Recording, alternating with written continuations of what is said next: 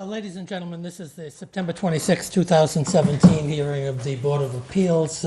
We have our first hearing at 7:15 this evening, and this is on the application of East Milton Realty Trust. It's dated August 28, 2017, seeking a variance from the terms of Section 3B of the Milton bylaw. The applicant is proposing to install a 4-foot by 8-foot freestanding sign, a directory sign at the office building located at 480 Adams Street in Milton. And the sign is going to be single-side illuminated with LED lights and will automatically shut off at 8 p.m. Mr. Robert Sheffield is representing the applicant.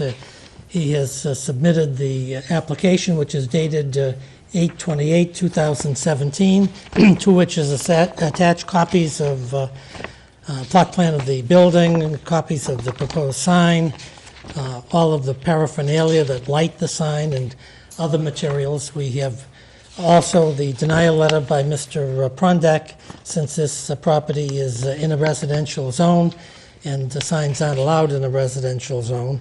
So the applicant in this instance is seeking a variance. My name is John Leonard. I'm chairman of the Board of Appeals. With me this evening is, to my immediate left is Board Member Kathleen O'Donnell, and to my immediate right is Board Member Virginia Donahue King. The rules for this hearing are going to be as the usual board rules. We'll hear from the applicant. We'll hear from people who have questions of the application of the applicant. We'll hear from people who wish to speak in support of the application and people who wish to speak in opposition to the application, if any. We're tape recording the proceedings, as always, so that we'd ask that everyone who wishes to speak, before you speak, tell us your name and address. Speak up nice and clear and loud so we'll have an accurate record of the proceeding in the event we have to revert to the tape recording. So as evidence for the hearing this evening, we'll have the application, which is dated 8/28/17. We have a letter of August 25, 2017 from Mr. Sheffield. We have the plans of the proposed sign, which I referenced. We have a letter from Mr. Prondak, our building inspector, dated 7/24/17, talking about the relief that's required for this to happen. And we have a site plan approval of this property at 480 Adams Street. It's dated December 13, 2013 by the Milton Planning Board. In addition to those materials, we did receive a communication from William Clark, who's the town planner. It's dated Tuesday, September 26, 2017. It's to the Board of Appeals. And Mr. Clark notes that the sign review committee of the town of Milton met with Mr. Sheffield and the sign company for this particular location on August 8, 2017. The sign review committee requested several slight modifications of the sign, all of which were agreed to by the applicant. And the sign review committee voted full support for the site sign directory contingent on the minor applications which have been given.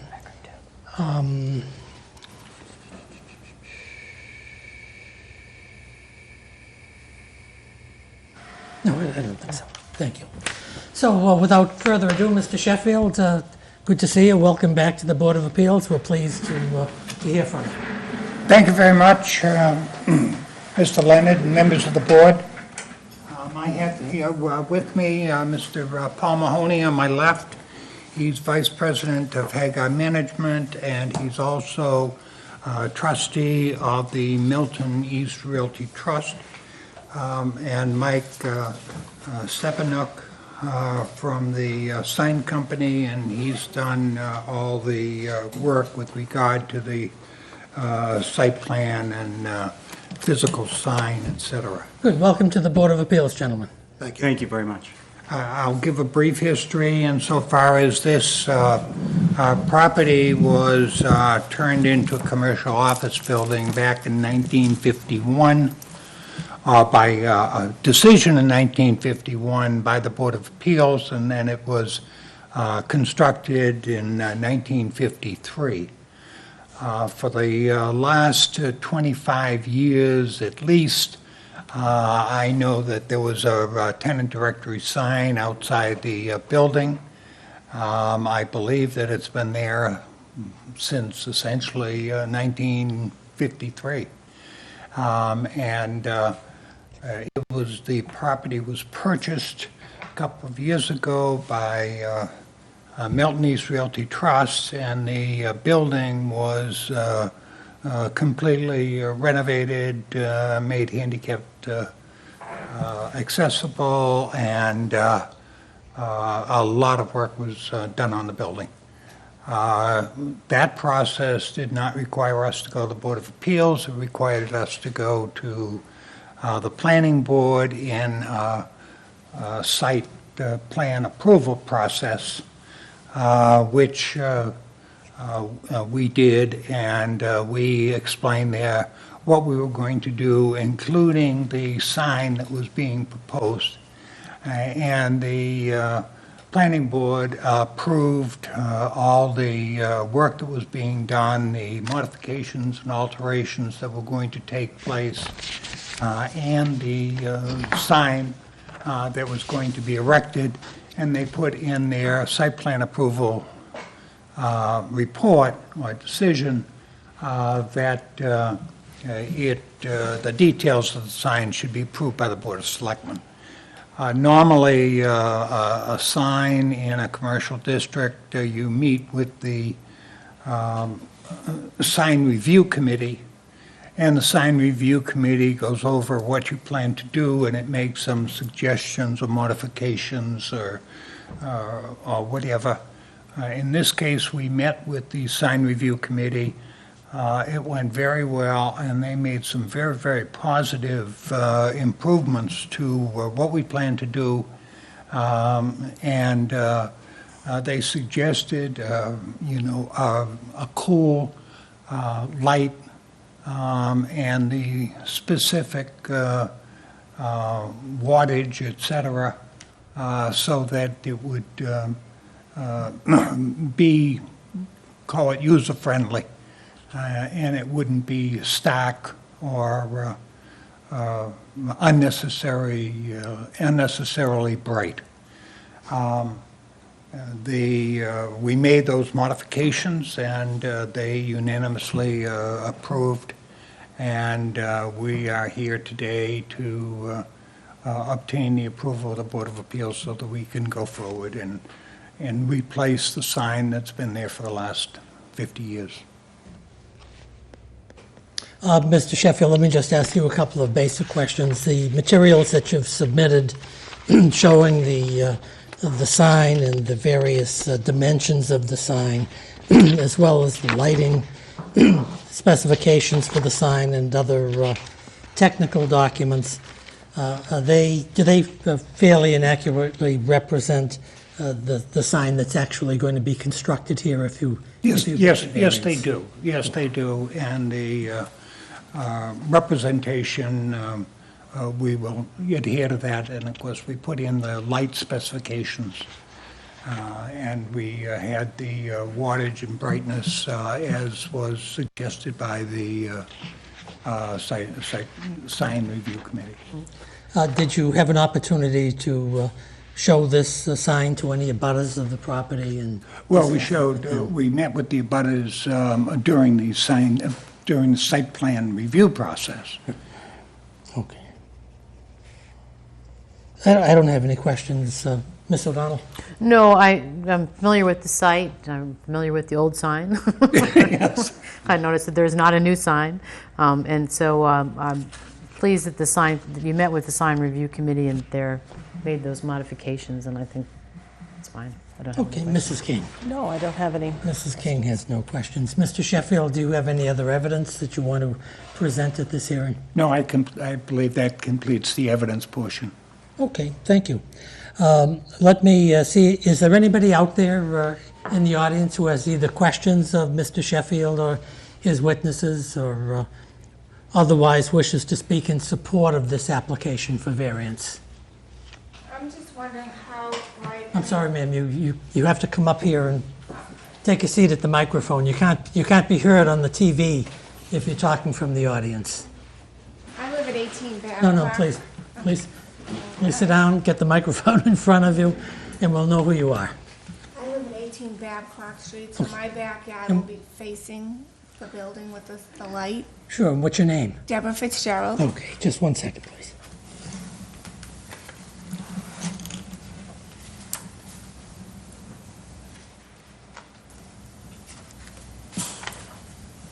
Good, welcome to the Board of Appeals. Oh, thank you. Delighted to hear from you. I'm just concerned about how bright this light is going to be, that we'll be able to be staring at it when we're sitting out on our deck at night. Like, I really don't want a light there. I don't know why needs to be a light. I don't mind a directory, but I don't know why it has to be lit up. Well, this is going to be a soft white light that will be on until 8 o'clock if you are out at 7:30 in the winter. Then you'll probably see the light. During the summer, when the sunlight is beyond 8 o'clock, it probably won't even be on. But during the winter, when it gets dark at 4 o'clock in the afternoon, we feel see. that there's a need. Yeah, Why till 8 o'clock? because by that time, all the offices are closed. Yeah, but are they normally all open till 8 o'clock? I mean, why not 6 or 6:30? Because there are people that are there at 8 o'clock. There are dentists there that have late hours for working people, and there are other businesses there that can be there until 8 o'clock. May I make a clarification as well? Yes. I'm Paul Mahoney. Hi.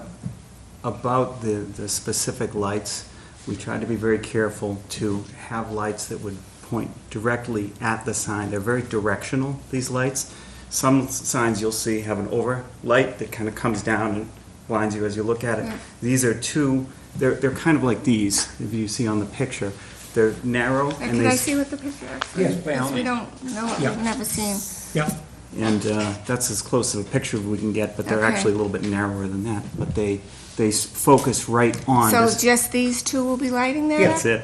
That's the whole thing. They're not, So this this isn't, is not all illuminated? So No, I'm it will looking- not be lit, it will Okay. not have a lighted background or All right, so anything it's else. just... Just two like bulbs that going kind. on it. Okay. this is really very much meant to be a directory and is not meant to be an advertisement. Okay, all right, Yes. okay. All right. Thank you very Do you much. have any further questions? No, I mean, never saw that, we had no idea. I mean, that would have helped if they had sent that out with their letter, so I see. Thanks. that we knew what we were looking for. I'm thinking of something up high with Yeah, yeah. illuminated, flashing lights. Understood. Thank you Okay. for coming. All right, thank you. Thank you. Is there anybody else out there who has either questions of Mr. Sheffield or his witnesses, or wants to be heard in support of this application? Okay, the record indicates there's no such person present. Let me ask, is there anyone out there who wishes to speak in opposition to this application for variance? Okay, there is no such person present. So we'll end, unless you have something further to add, Mr. Sheffield, we'll end the evidence portion of this proceeding and proceed to discuss this matter under the open meeting law and vote on this application as we're required to do. Ms. O'Donnell, do you want to be heard first?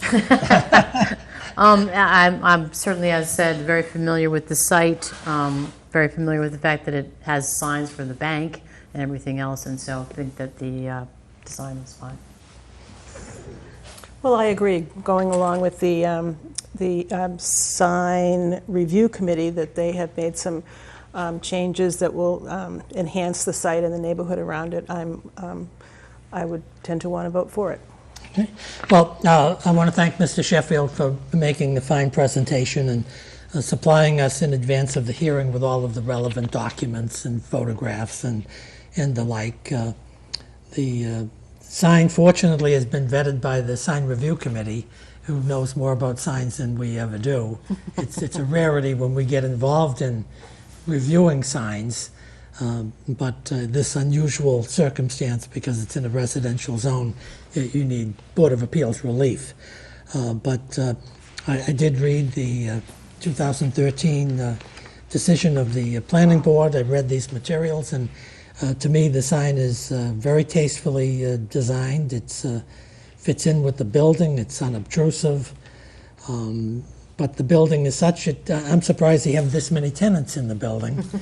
And it's that's great for the owners of the building and for the trust, but it's also good for the public at large to be able to see who's in the building and not wonder whether Managerial Advisor Services, Inc. is in this building and have to park and go wandering around. So I think this is, it probably enhances not only the building itself, but public safety, because this is a relatively busy area for traffic. And if people know where they're going and what they're going to find, I think it's a lot better off. So I also intend to vote for this application with the specifications that have been given to us by Mr. Sheffield and the Sign Review Committee as part of the variance application. Thank you. So with all of that, all those in favor of granting this variance application? Let's say Yes. aye. Okay, so 3-0, Mr. Sheffield. We don't have to discuss relevant legal things with you regarding variances and filing the variance. So I know I will take care of everything. thank you very much for I- coming tonight. We appreciate your hard work. Thank you for your time. Thank you very much.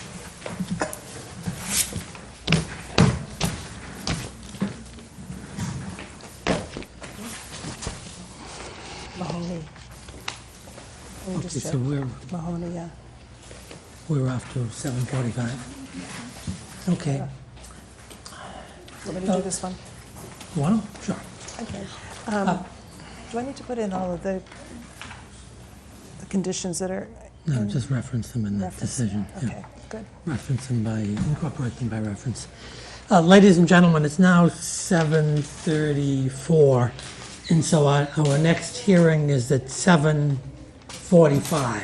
So rather than have a lot of dead airspace for our folks in TV land there, we're going to suspend this hearing for another 14 minutes or so, and we'll start at 7:45 sharp.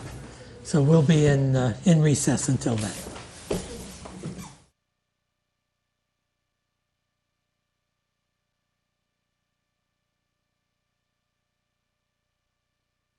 Ladies and gentlemen, we're going to call to order our second hearing of the evening. Marion, if you want to come up and...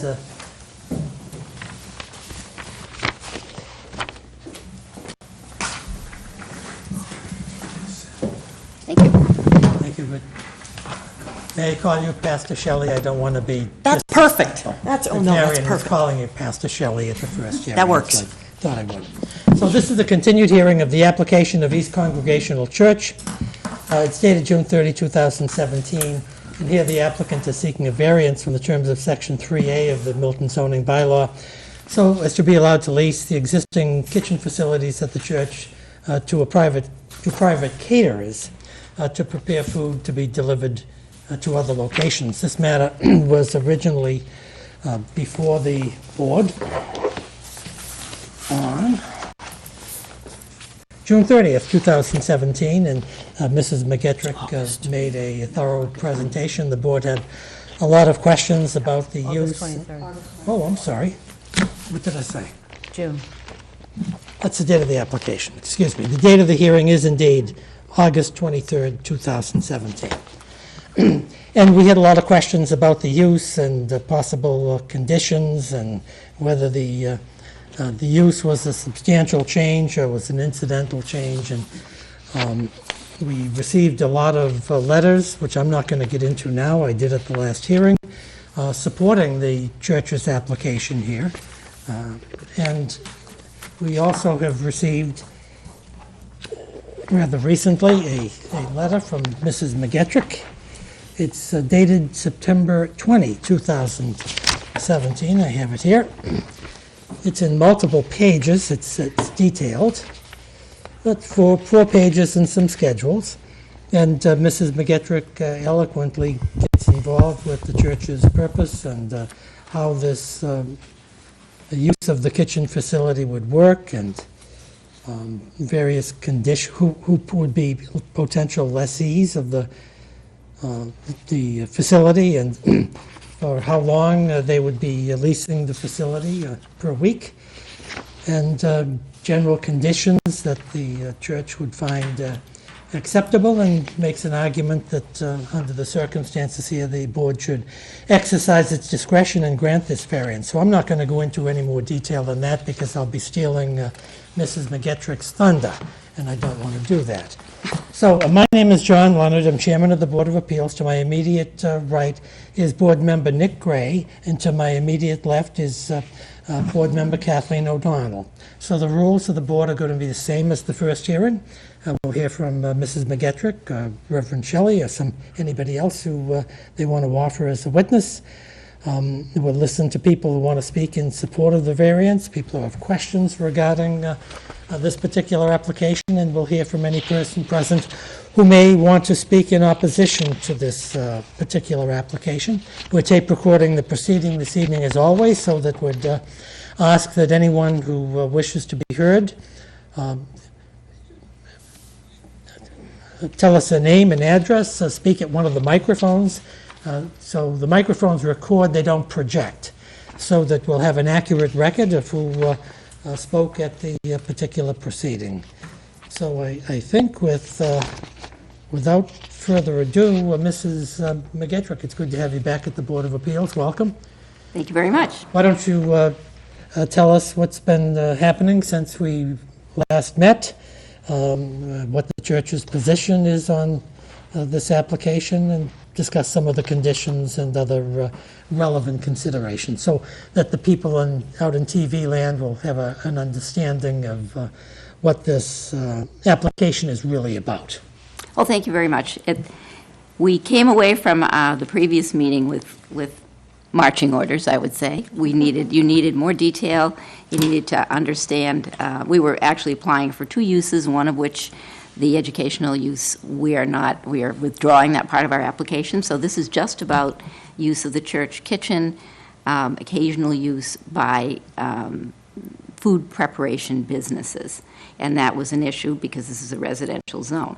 So the Board of Appeals asked that we define the use in a more limited way, that we talk about hours, total amount of use compared to the amount of use for the kitchen for church purposes, how the use was related to the purpose of the church, the charitable mission of the church, and what other limitations the East Congregational might be willing to put on such a use. So what they have done is to go back to their property committee and meet and discuss all of these limitations.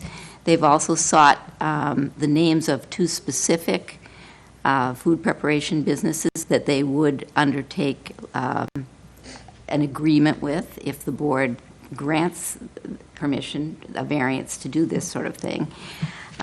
These are not huge companies. One of them is here tonight and would be happy to explain to you what they do.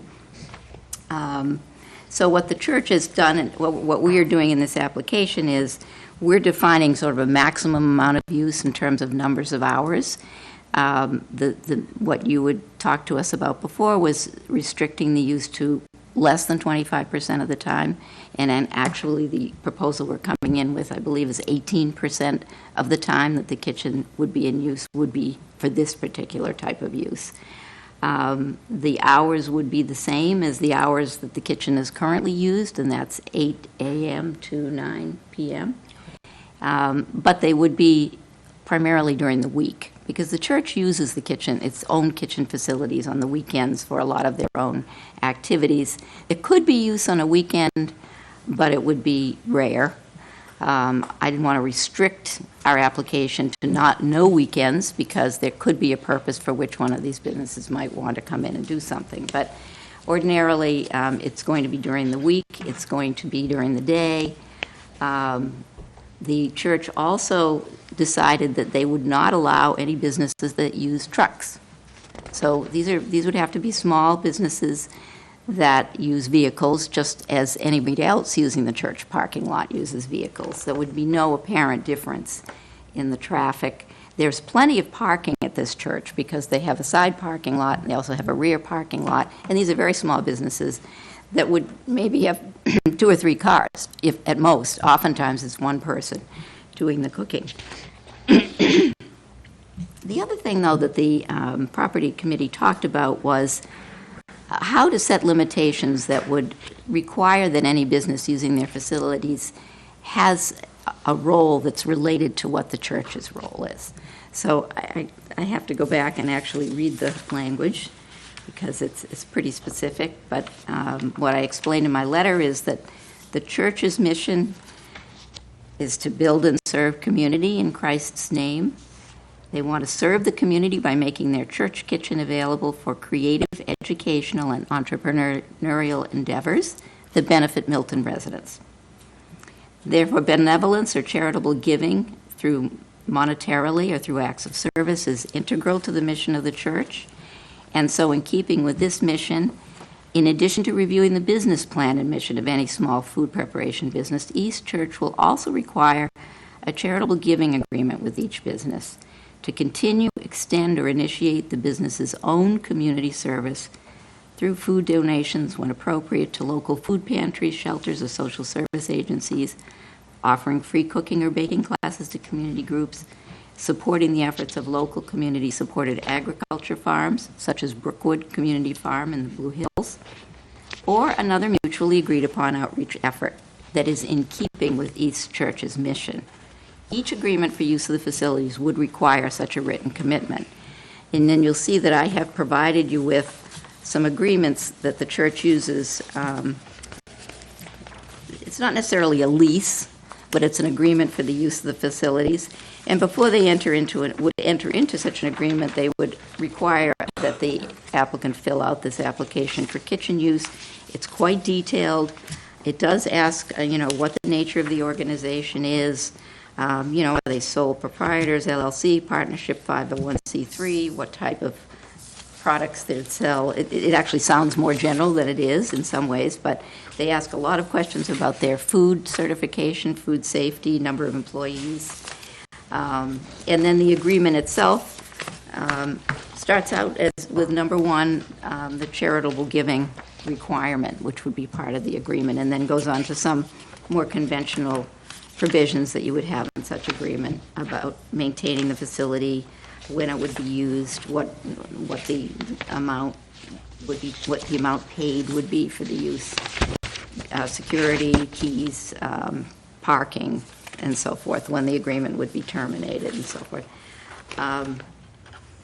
The church, of course, is concerned about keeping its facilities clean, so there's a special section on that at the end of the agreement.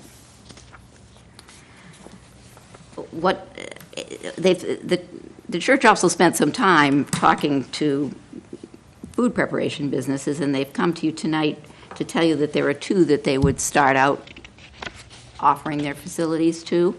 And one is Bushel and Crumb, which is a seasonal pie baking business. They're licensed by the town of Milton, and they distribute their pies through Brookwood Community Farm and also other local CSAs. I have had their pies. They are very good. I don't know that that's an issue, but it's a really high-quality, wonderful bakery Where did you product. buy the pies? Do you remember? At Brookwood Community Farm.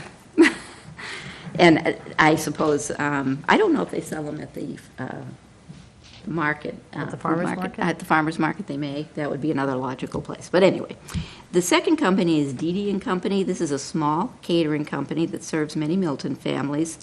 And they feature the use of healthy, locally grown produce from farms in Canton and Milton. They're committed to hiring employees from underserved populations. And they would also host cooking classes in the kitchen to raise funds for Brookwood Community Farm and to partner with the church's resident Sunshine Preschool to teach healthy cooking to the children in the school. So those are some of the kind of creative proposals that these are 2 that really appeal to the church. And we hope that you feel that that the purposes and the nature of those businesses might be appropriate for this. I think overall, we're attempting to present an application to you that shows you that use of the church kitchen for this purpose would be incidental. It would not be a major use of church facilities. That because of the way it's structured, it is related to the overall purpose and function of East Congregational Church. There would be no detrimental impact to the neighborhood because the use would be during the normal hours that the church is in use. And the number of hours that the kitchen would be used for this purpose would be very limited. So, these catering companies aren't companies that are going to come in and, if you'd like, I could ask Bushel and Crumb owner to come up and speak about this, but they're not companies that are going to come in and use the kitchen for 18 hours a week just for every week all the time. They will use it intermittently during certain hours and hours that fit in with other church activities, but they would be limited in the number of hours that they could use it. I don't know if there's anything else. Do you have anything that you want to add? I would just do a small bit of clarification that actually the hours and intensity of use that we're suggesting is actually on average, no more than 20% of the church's total kitchen use availability in any given week. The 18 hours a week is kind of what that averages out at. So that's more a point of clarification. Thank you.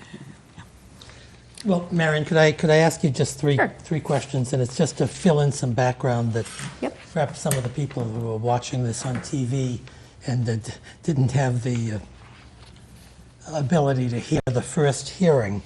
Number one, could you very briefly describe the improvements that the church made to their kitchen and how extensive they were and at what expense and why they were done and what the sanitary rules or the Health Commission requires? There's been sort of an evolution in the permitting requirements for churches for their kitchen facilities.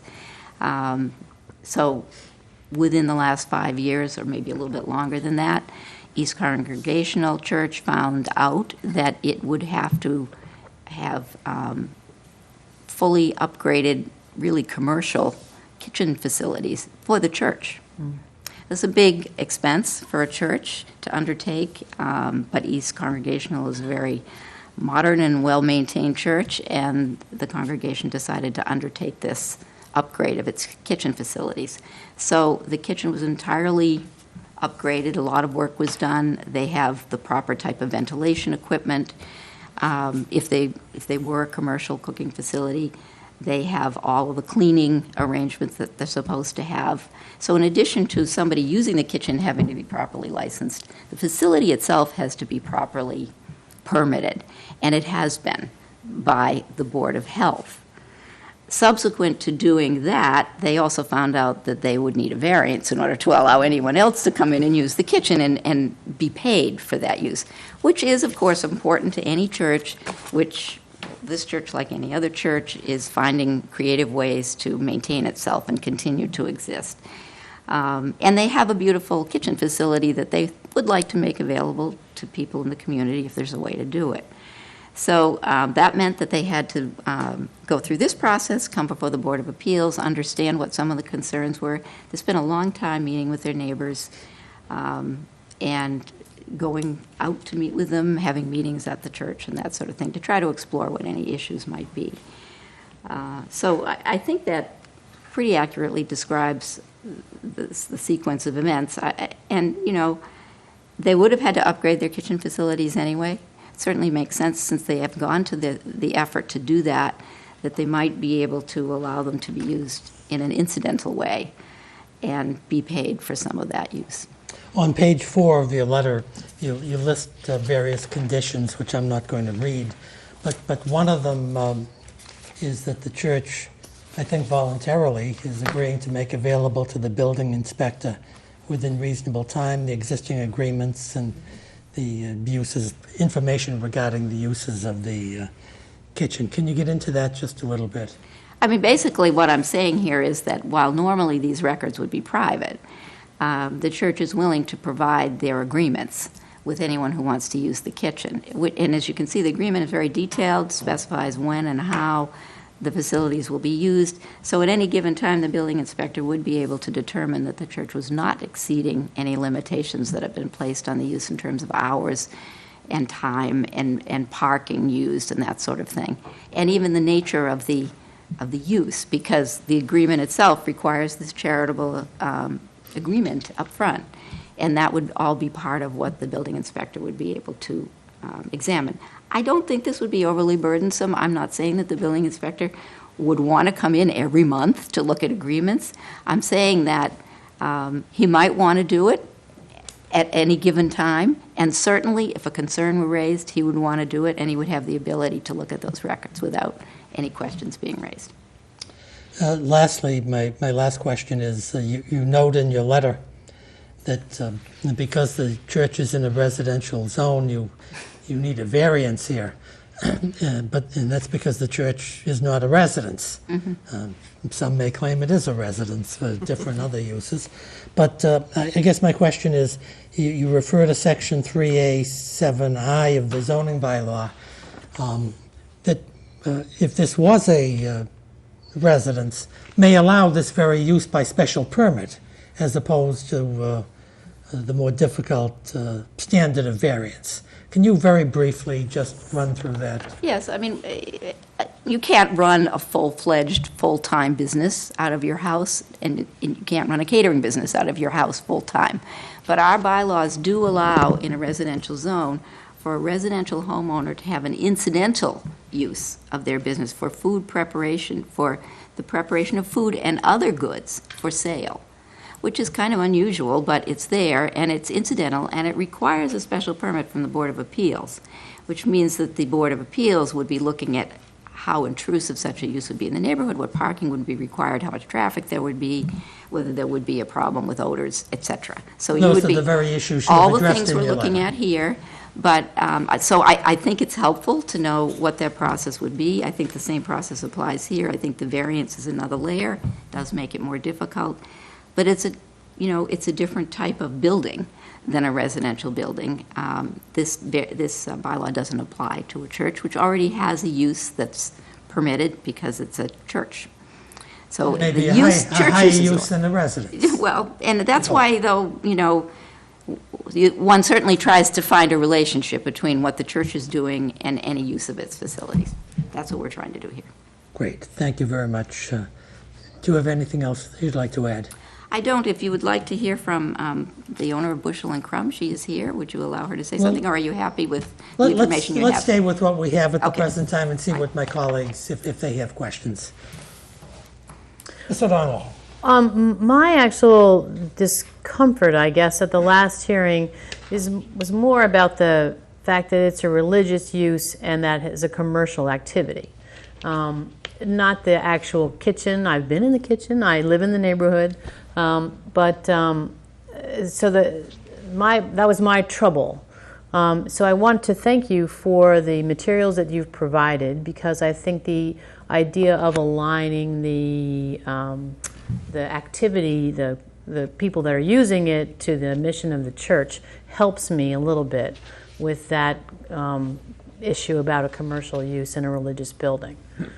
So I do think that making sure that it's no more than 20% of the hours, the requirement that they ally with your mission statement of the East Congregational Church, I think is helpful, because that's really my sticking point, is the commercial use in a religious building.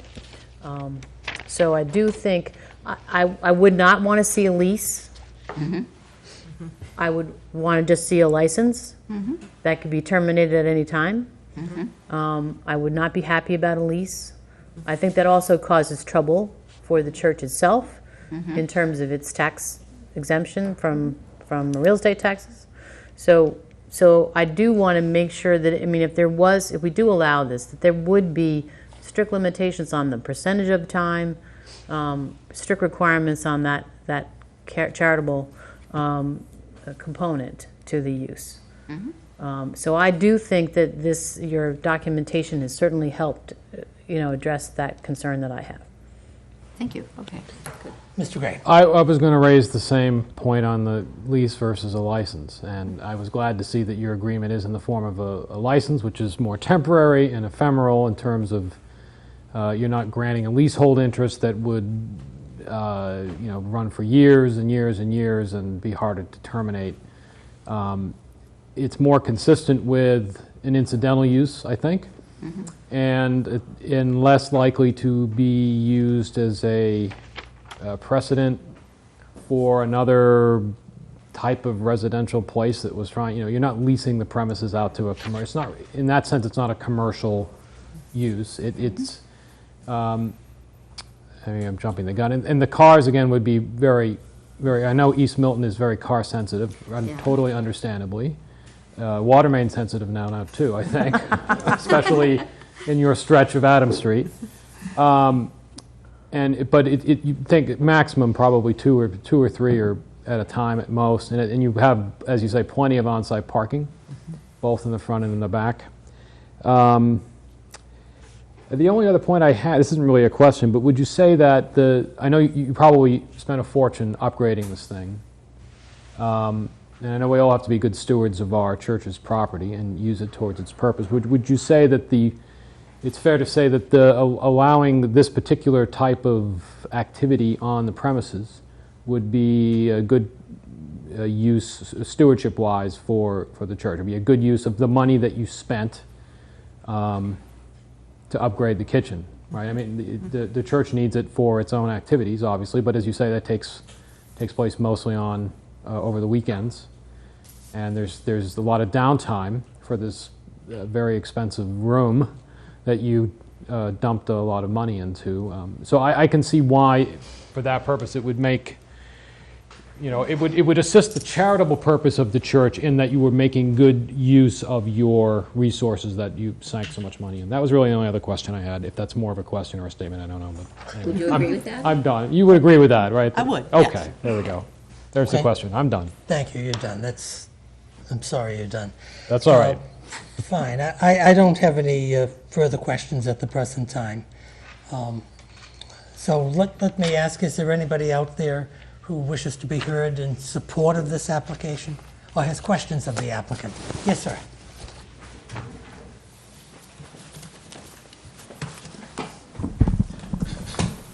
Thank you, Mary.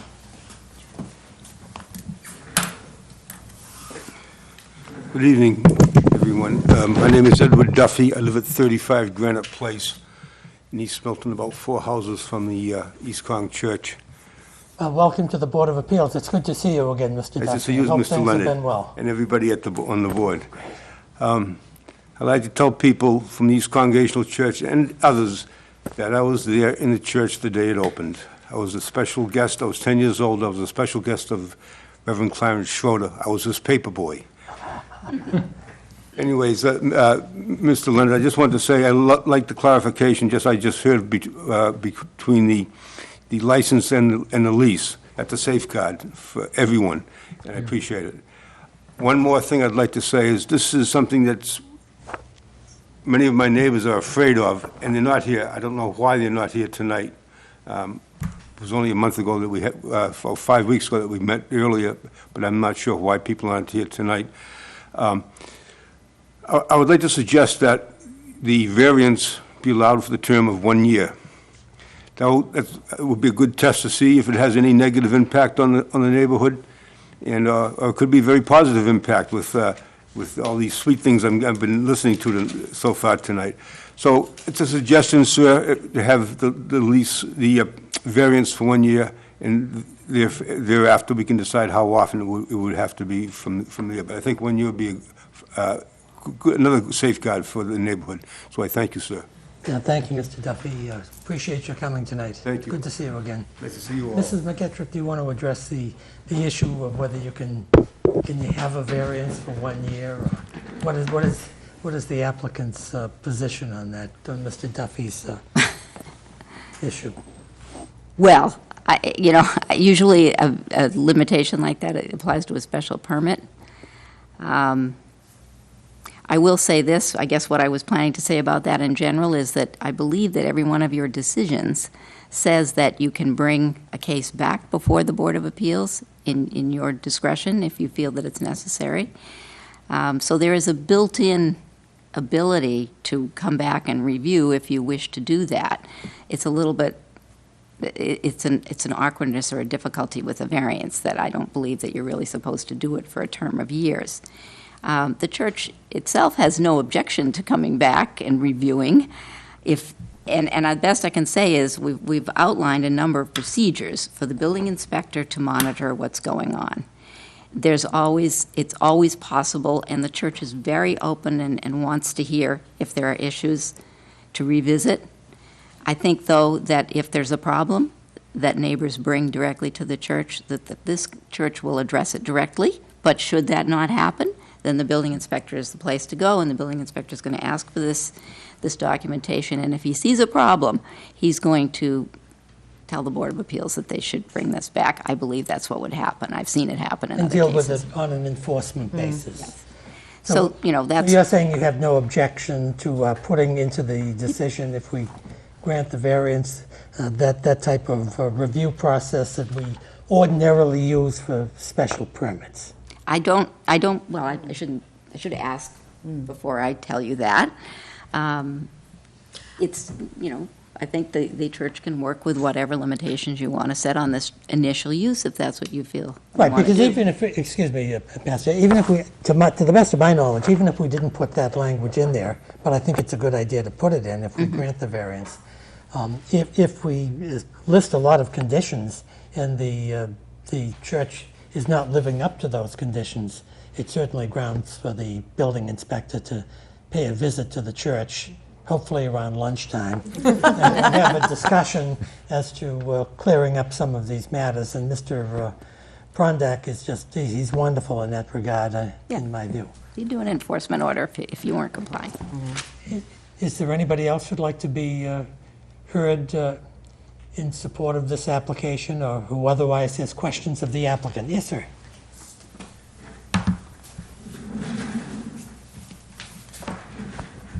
My name is Darrell Warner. I live at 66 Martin Road in Milton.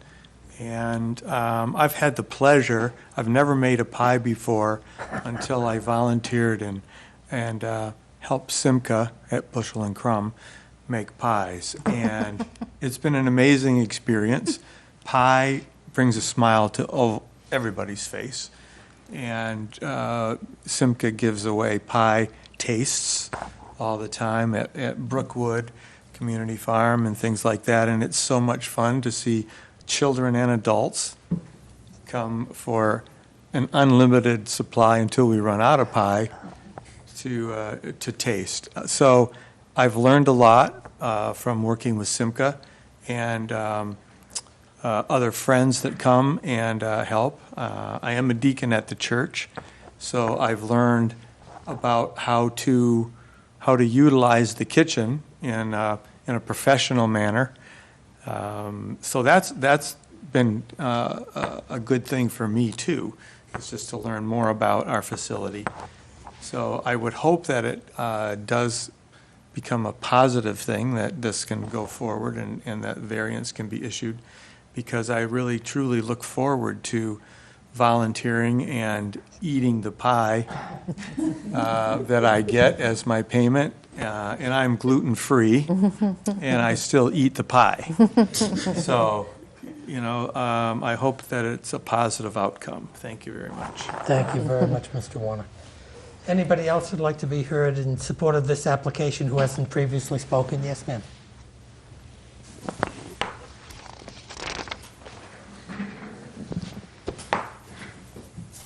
Hi, I'm Simca Horwitz. I'm the owner of Bushel and Crumb, the pie business, and I'm actually not a Milton resident. I live in Rosendale.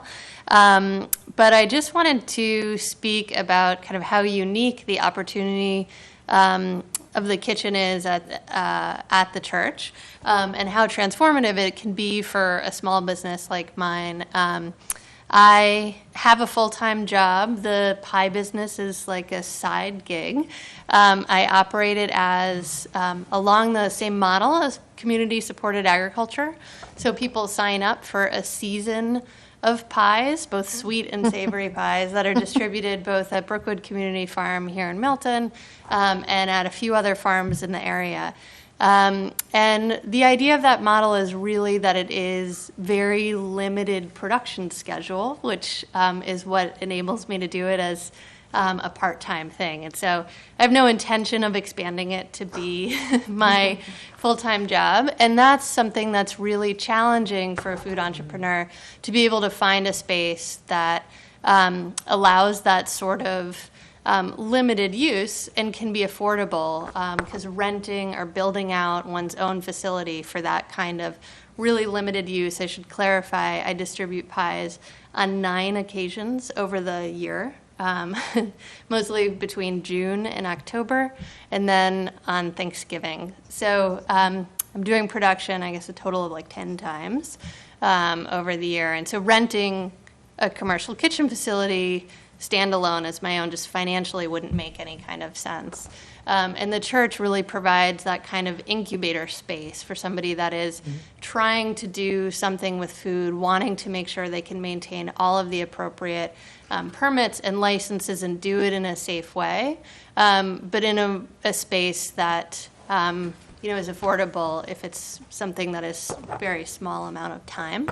And I started the business I used to be on the farm staff at Brookwood, and I started it really as a way to celebrate local food that was being grown around here and continue to buy a lot of the produce at Brookwood, offer cooking classes for donating my time as fundraisers for them, donating pies or other desserts to their other fundraisers. And for me, that's a really important part of the business, that I can base it in the community that I'm serving through the products that I'm making. So it's been an incredibly valuable asset, and really hope that it's something that I can return to in the future. Great. Thank you very much for your eloquent presentation. Is there anybody else out there who'd like to be heard who has not previously been heard? Yes, sir.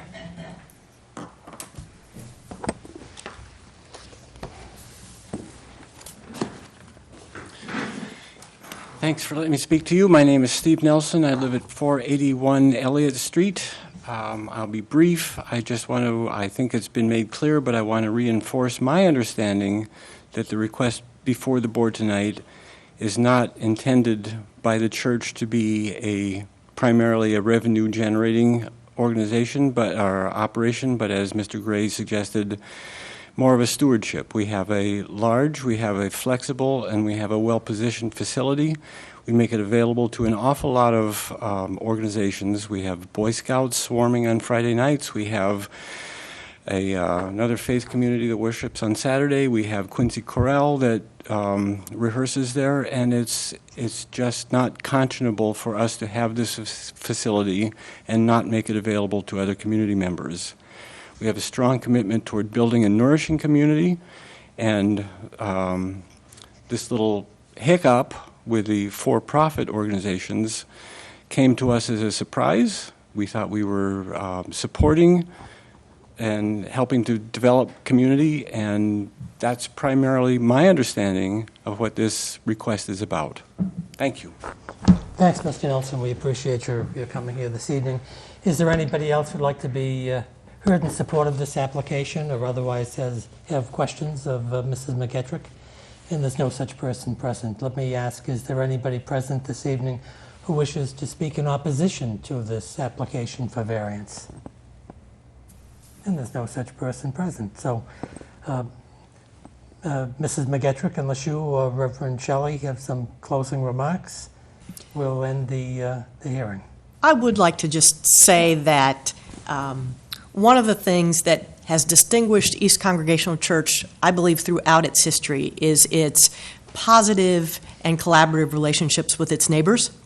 And we have no intention but continuing that and building upon that, so that we do intend to keep our ear to the ground very intently with respect to any feedback that may emerge should this proposal for a variance be granted.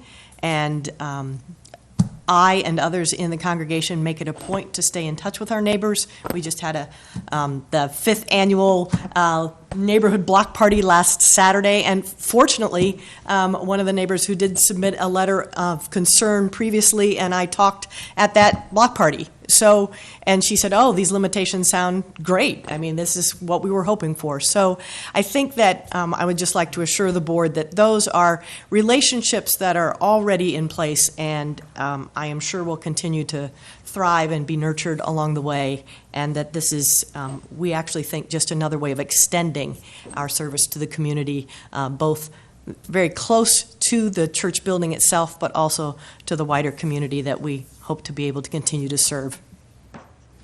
Great. Thank you for your comments. We appreciate that very much. So if there's no additional evidence. No, I think we're all set. Thank you very much. Okay, great. Why don't we end the evidence portion of this hearing? You're certainly welcome to stay with us if you want. Stand up there. And discuss this in open session and vote on it here and now. So, Mr. Gray, do you want to be heard first? Sure. Thank you very much, Mrs. McKettrick and Pastor Shelley, for your helpful information. Although I was more nervous after our first hearing because of the use variance aspect of this case, you've made, I think, a pretty good argument for how that this particular use for commercial purposes is extremely limited. It's not a long-term lease. It's a lease basis. Not a lease basis. A license basis. Short-term. It seems to me that it's a way to make good use of the facilities that you already have and I'm trying to imagine, based on the scope of the presentation that you've made tonight, what would be the impact to our neighbors in East Milton? Would anyone even notice it was going on? And I'm not finding a lot of things. So I don't think the 1 or 2 cars in the parking lot during the day, 18 hours a week, is likely to cause much of a ruckus. However, I know, despite the fact that parking is very sensitive over there, understandably, in traffic. I think it's quite arguable to say that if we were to grant the use variance, that the use is contemplated as an extension of the church's mission for the reasons that you stated. That it, again, is a good use of your facility for storage. So I'll cut to the chase and just say that I'd be willing, subject to what my colleagues to my left have to say, of granting a variance with some conditions in it to make sure that the scope is limited to what you have described, and with the regular enforcement mechanism that the board has. Thank you, Mr. Gray. Ms. O'Donnell. As I said, my concern was really the commercial use in the religious space, and as I said, I think that your documents have really addressed that concern. I've also, there's not a lot of case law on religious uses and commercial spaces, which is, I'm sure that that's not going to be true for very much longer. But I am familiar with this case in Attleboro with the Shrine of La Salette, as I got called into that case early on, and that was where the shrine was getting taxed on usages that were part of the shrine's activity, like their gift shop and the cafe. And so, I mean, they did do a lease, but it was to a nonprofit. But that's not really part of the issue. But one of the things that the SJC did was look at the dominant use and to say, if the dominant use is still religious, La Salette, on occasion would have private fundraisers there. They'd have the, Lions Club. They'd have something else going on. So they did have those kinds of commercial uses, as a fundraiser for the church. So looking at that case made me a little bit more comfortable with the notion that as long as you are limited as to the percentage of time, and as I said, that it's not a lease, that it's a license, that there's conditions in there that we've discussed, that you've offered, that preserve that notion of the dominant use still being religious, then I'm more comfortable with the idea. And I also live in the neighborhood. And we'll show up for lunch. Well, yeah, I work out of my house, so yeah, I'd be like, great, a pie, excellent. My view of this is you really have to take the bylaw and you have to interpret the bylaw not in a draconian way, but in a way that makes common sense, and that the result makes common sense. And if you look at this particular application, if you took the rigid position that you can't have this type of use in a residential zone, because it's in a residential zone, you're going to end up with a decision that I think is not in the best interests of the town of Milton, certainly not in the best interests of the church. It's not in the best interests of those people who are going to sign licenses, and it's certainly not in the best interests of those charitable endeavors that the church is going to benefit by engaging in this activity. This activity, from my perspective, is not a profit-making activity. It's not motivated by profit. It's motivated by church and religious purposes. Maybe some of the money from pies or whatever is being made there, maybe that'll go to help support the expense on the renovated kitchen. But so be it. You need the renovated kitchen for your religious purposes. It makes no sense. So my view is that Mrs. McGettrick has presented a powerful case. She's worked very hard on this case. I thought her letter was eloquent, and I know Professor McGettrick would be very proud of it. It probably is. I look at the bylaw, I say, what's in the best interests of the town? What's in the best interest of the neighborhood, and what's in the best interest of the applicant, and that leads me to the belief that this application indeed does have merit. Yes, it has a little bit of use variance aspect to it, but it's not like we've had recently somebody who wanted to, who held property in the business zone and wanted to construct apartments in the business zone so he could make a lot of money. And we have other applications coming, I know we're having them coming, which are in the residential zone, and they want to put business uses in the residential zone so they can max out their profit on their endeavors. That's not this application by any stretch of the imagination. The use of this kitchen for, quote, commercial purposes, in my view, is de minimis. But while the use is de minimis, the impact on the church and on people who benefit from this activity is substantial. The whole reason for granting variances, and we can grant use variances here, but we do them begrudgingly, I guess is the best way to put it.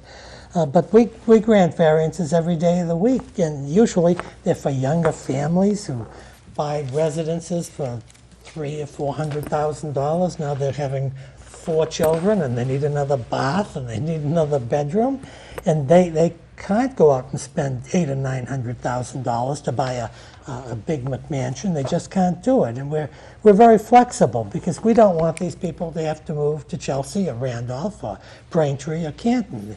They love Milton. They love the Milton schools. They want to stay here, and so we're generally flexible when we can. We benefit people with disabilities, and if we're benefiting these people, what can be a better beneficiary of our discretion here than this church? We should be shouting for joy that the church is here.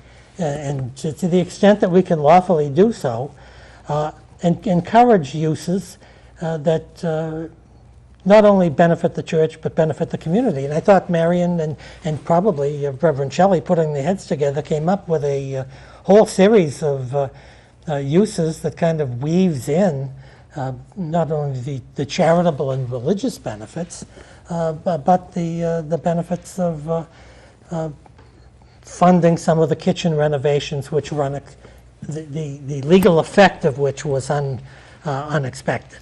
And I think the conditions that are really strict and detailed, they're not going to have to be enforced against this church.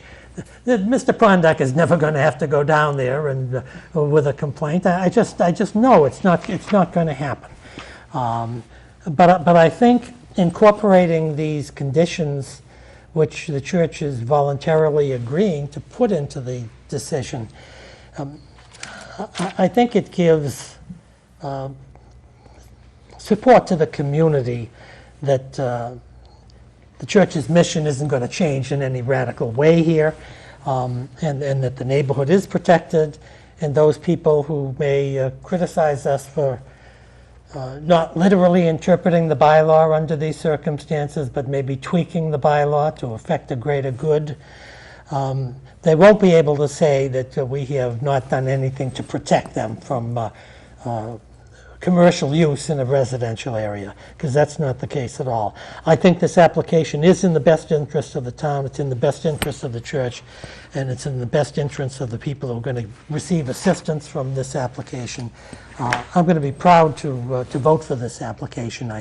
It's strange when you hear these applications, sometimes you look at them in first instance and you say, wow, this is a tough application to sell.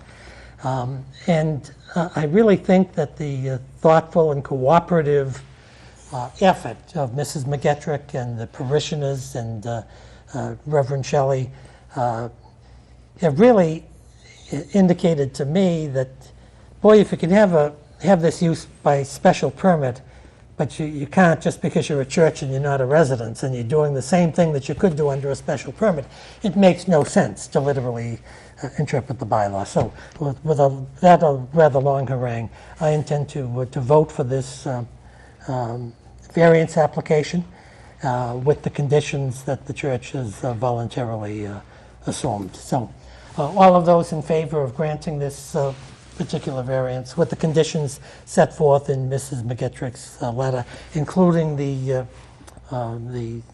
revision that both Kathleen and Nick have put in, that they prefer a license agreement rather than a lease, please say aye.